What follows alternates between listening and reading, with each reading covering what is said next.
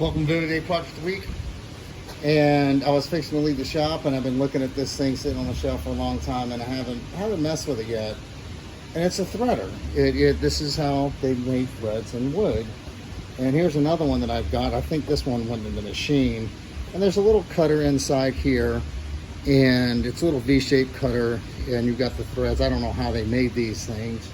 So this is just a 2x4 that I squared off. I put it on the lathe, and I measured the hole. And you know, you have to prepare the wood and soak it in oils and stuff. I've done this before on modern threaders, and I was just curious on to see if this old one would work. So that's all I'm doing now. I mean, the threads are, this is going to be, it's not going to work as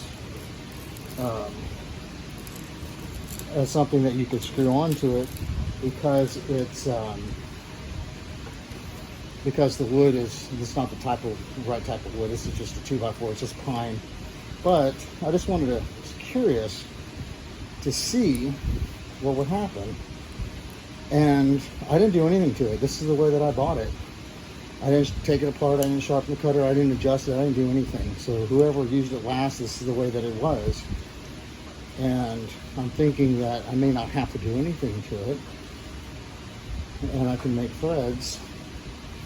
Let's see how this thing turned out. I'll show you how this works. This is really interesting. So if you look inside here where the offcut is, or the chips are, there's a little cutter down there, and that's what cuts into the groove, and you make a dowel, and it cuts it and it feeds up through there. So this is the result that I got from it.